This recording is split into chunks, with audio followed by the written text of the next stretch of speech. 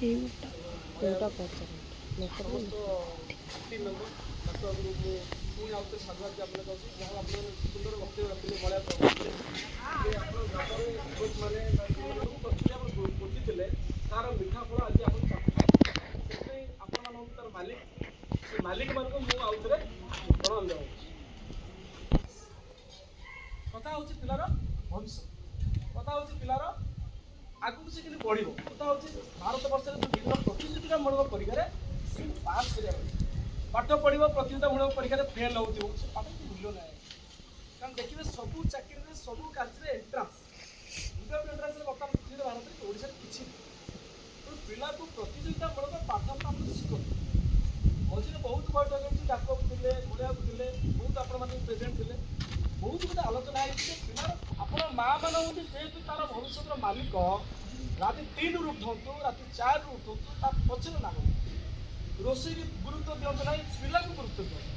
ପିଲା ଆପଣଙ୍କର ଭବିଷ୍ୟତ, କାରଣ ସେଇ ପିଲା ଯଦି ଭବିଷ୍ୟତରେ ମଣିଷ ନହେଲା ସେଇ ପିଲା ଆପଣଙ୍କ ପାଇଁ ବିପଦ ତିଆରି କରିବ, ଆପଣଙ୍କ ପାଇଁ ସେଇ ଆପଣଙ୍କ ବିପଦର କାରଣ ହେବ, ସେଇ ଆପଣଙ୍କ ଦୁଃଖର କାରଣ ହେବ, ସେଇ ଆପଣଙ୍କ ଚାଲିବ ସେଇ ପିଲା ଯାହାକୁ ଆମେ ଜନ୍ମ ଦେଇପାରିବ। ସାର୍ ଦିନ ସାରା ଲାଗନ୍ତୁ ତାର ସର୍ଭେ କରନ୍ତୁ କ'ଣ ତାର ଅସୁବିଧା ହେଉଛି, କାହିଁକି ତାର ଡେଭଲପମେଣ୍ଟ କ'ଣ ହେଉଛି। ଇଂଲିଶ ମିଡ଼ିୟମ ସ୍କୁଲ ଅଛି, ଆପଣମାନେ ବି ନିଜେ ପିଲାଙ୍କୁ ପଢ଼େଇଦେବେ, ସେ ମାଆ ମାନେ ରାତି 3ଟାରୁ ସେ ପିଲା ପଛରେ ଧାଇଁଦେବେ, ଧାଇଁ 6ଟା 7ଟା ନେଇ ପିଲା ଯେଉଁଦିନ କହିବ ମୁଁ ପାଠ ପଢ଼ୁଥିଲି ମୋ ବାପା ବୋଉ ପଢ଼ୁଥିଲେ ସେଇଦିନ ଆପଣଙ୍କ ପିଲାଙ୍କର ଭବିଷ୍ୟତ ଉଜ୍ଜ୍ୱଳ ହେଲା ବୋଲି ଆପଣ ଲାଗେ।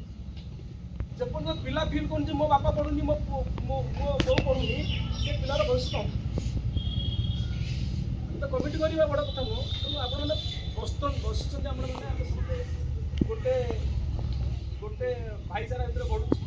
ଆପଣମାନେ ନିଜ ସମୟ ଦିଅନ୍ତୁ ନିଜ ପିଲାକୁ ଯଦି ନିଜ ସମୟ ନ ଦେବେ ସେ ପିଲା ସଂସ୍କାରୀ ହେବନି, ସେ ଆଶା ପାଇବ, ସେ ଶିକ୍ଷକ ସମ୍ମାନ ପାଇବନି, ଗୁରୁକୁ ଆପଣମାନଙ୍କ କୌଣସି ମେଡ଼ିସିନ କଲେ ଭଲ ହେବ। ଯେପର୍ଯ୍ୟନ୍ତ ରୋଗର ଆଉ ସେଇ ପିଲା ଆପଣଙ୍କ ପାଇଁ ଦୁଃଖର କାରଣ ହେବ, ବୁଝୁଛନ୍ତି। ଚୀନର ଭୟାନକ ନଦୀ ଚୀନ ପାଇଁ ଦୁଃଖର କାରଣ ହେଉଛି ସେଇଟା ନୁହେଁ। ମୁଁ ଆପଣମାନଙ୍କୁ ନିବେଦନ କରୁଛି ଆପଣମାନେ ପିଲାକୁ ସମୟ ଦିଅନ୍ତୁ, ପିଲା ପାଇଁ ଲଢ଼ନ୍ତୁ। କାରଣ ଦେଖନ୍ତୁ ଏଠି ଫ୍ରି ଅଫ୍ ସବୁ ଏଜୁକେସନ୍, ଫ୍ରି ଅଫ୍ ଏଜୁକେସନ୍ ସରକାର ଯେଉଁ କରିଛନ୍ତି department of school education and literacy, ministry of education, OSEPA, OPEPA, କେତେ ପ୍ରକାର ବ୍ୟବସ୍ଥା ଓଡ଼ିଶାରେ କରାଯାଇଛି ଶିକ୍ଷାକୁ ନେଇ। ପିଲା ମାଗଣାରେ ପାଠ ପଢ଼ିବେ, ପିଲାଙ୍କୁ ଚାପମୁକ୍ତ କରାହେବ, joyful training, centreless best training, centreless activity wise teaching, ପିଲାଙ୍କୁ ଡିଜିଟାଲ ଟିଚିଂ, ଆଇଏସ୍ଟି କେତେ ପ୍ରକାର ପାଠ ହେଇଥାଏ। ପିଲାଙ୍କୁ ଟିଭିରେ ପଢ଼ା, ପିଲାଙ୍କୁ ଜାଣିବ ଯେ ଚାପମୁକ୍ତ ନୁହଁ, ମୁଁ ଯାଉଛି ସେଠି କ'ଣ କରିବା ପାଇଁ ମଜା ନେବା ପାଇଁ, ସେ ମଜାରେ ସେ ପାଠ ପଢ଼ିବ, ସେ ମଜାରେ ମ୍ୟାଥ୍, ଇଂଲିଶ, ସାଇନ୍ସ, ସୋସିଆଲ ସବୁ ସେ ପଢ଼ିବାକୁ ଜାଣିବ।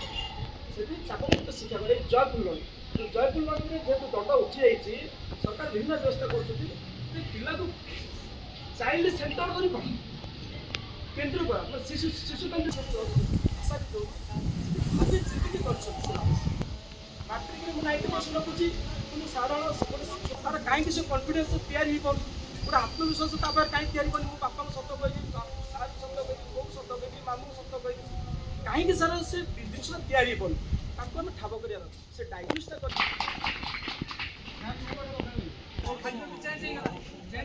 ପିଲା ବି ଚେଞ୍ଜ ହେଇଗଲେ ଆମର ସେତେବେଳେ ଶାଗ ଚାଉଳ ଭାତ ଖାଇକି ଆମେ ଇଏ କରିକି ସବୁ କଥା କହୁଥିଲେ, ଏଇଟା ଶାଗ ନାହିଁ ସେଇ ଟାଇପ୍ର ପିଲାକୁ ଖାଇଲେ କିନ୍ତୁ ଚାଉଳକୁ ଆଉ ଚାଉଳ ଭଲ ଚାଉଳ କହୁଛି ସେଇ ଯୋଗୁଁ ପିଲାଙ୍କର ଡେଭଲପମେଣ୍ଟ ହେଇପାରୁନି। ପିଲାଙ୍କର କଥା କହିଲେଣି ଖାଦ୍ୟ କଥା କହୁଛନ୍ତି, ଖାଦ୍ୟ